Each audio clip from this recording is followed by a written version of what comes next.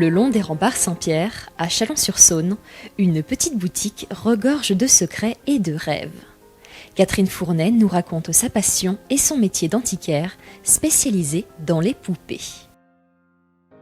La boutique de Chalon, c'est tout nouveau. J'ai vendu d'abord Cormatin en janvier, après quand même 30 ans de longs et de bons services. Et comme j'habite Chalon, j'ai vu ce petit local, je me suis dit c'est parfait pour mes poupées. Donc on a fait un petit coup de neuf, on a remis de la peinture et ces demoiselles sont arrivées 6 remparts Saint-Pierre.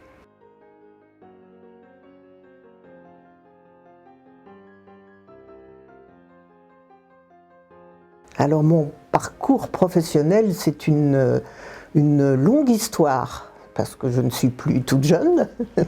Donc je suis née à Paris de parents musiciens, donc j'ai été bercée par la musique pendant mon enfance. Après j'ai voulu faire du théâtre, donc j'ai été au Cours Simon, j'ai commencé à travailler, j'ai été comédienne pendant une dizaine d'années.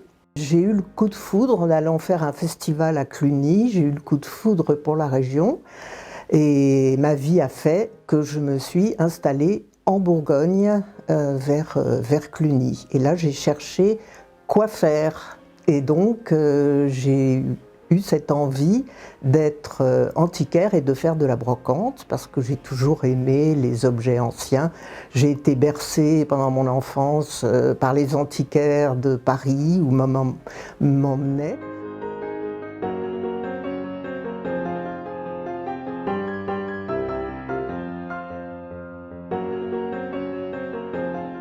Alors dans mon magasin, je vends des poupées, des robes de poupées, dont c'est ma spécialité, puisque avec une amie on les fait. On achète des dentelles anciennes, des tissus anciens, et on les fait selon les vieux modèles. J'ai même un catalogue.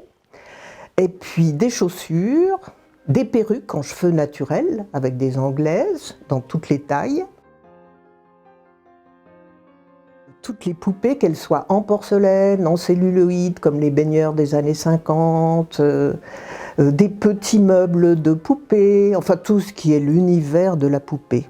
Et puis j'ai gardé pour le plaisir des souvenirs de ma brocante à Cormatin, donc je vends des bagues et quelques bijoux et bibelots.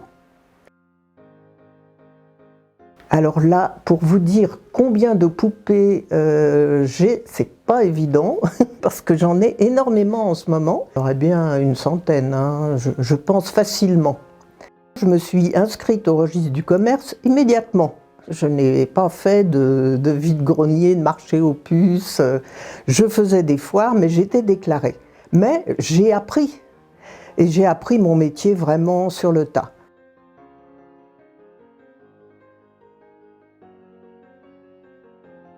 Le tout, c'est de lire, il y a des livres qui documentent.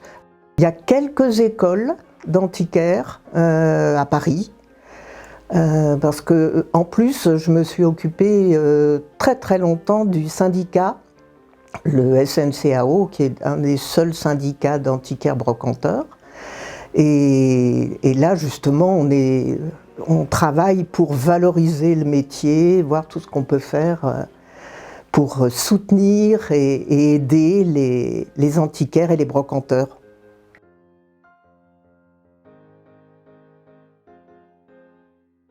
La plus ancienne que j'ai eue, je pense, c'est vers 1870.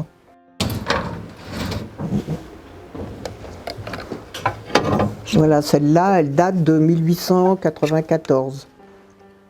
Alors, elle a les yeux dormeurs, la bouche ouverte. C'est les premières bouches ouvertes. Et puis la marque est toujours sur la nuque, derrière.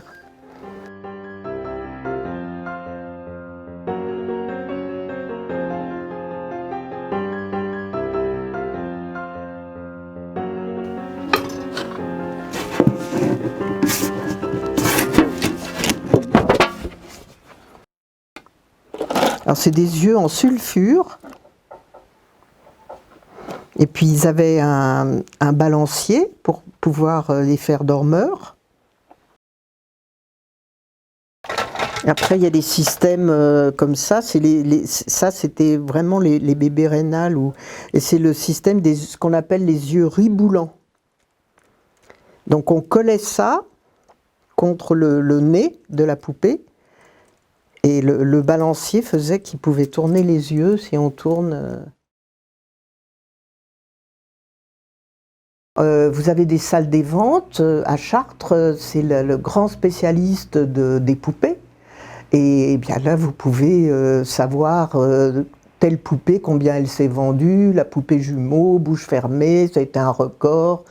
Donc c'est comme les tableaux, hein, c'est exactement la même chose, comme n'importe quelle antiquité. La perruque en cheveux naturels, les chaussures en cuir, la robe, les dessous, la culotte à l'ancienne, etc. Il y en a quelquefois pour au moins 200 à 300 €. Hein.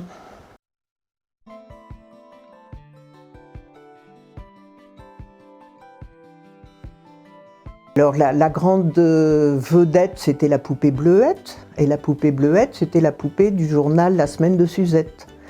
Et donc elle a vraiment été la poupée de toutes les petites filles du XXe siècle. Ça a commencé en 1915 et ça s'est terminé en 1960. Donc pas très grande, entre 27 et 29 cm. Et elle est en quelle matière? Alors elle est en porcelaine et c'est le corps articulé en composition. Alors Bleuette s'est fait à 27 cm dans les premières années, vers 1920. Et après, vers 1928, elle est passée à 29 cm. Mais par exemple, si elle fait 30 cm, c'est pas une Bleuette. Hein. C'est très pointu. Il faut qu'il y ait un 1 sur le pied.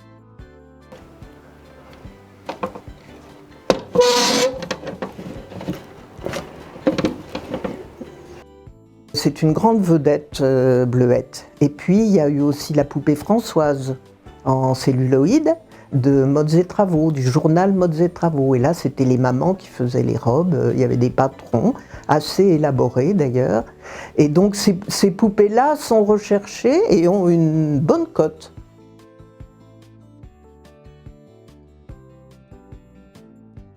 Les matières pour les poupées, les premières étaient en bois. Après, il y a eu des poupées en cire au début du 19e. Et puis l'âge d'or de la poupée, c'est la tête en porcelaine, le corps en composition et articulé. On appelait ça le baigneur parce qu'on pouvait le baigner, tout simplement. Donc après le celluloïd, il y a eu l'alcatène, le polythène, enfin il y a eu plein de matières plastiques. Il y a des poupées en tissu aussi, hein, des poupées de chiffon. Quand elle était petite, on adorait ça, puis c'était la période, quoi. Ben oui. Alors j'ai toutes les villes. Le collectionneur de poupées, il n'y en a pas tant que ça. Et donc, je peux, par le site internet, je peux toucher toute la clientèle. C'est ce qui est intéressant. Les acheteurs de poupées sont quand même essentiellement des femmes, parfois des couples, et quelquefois des hommes.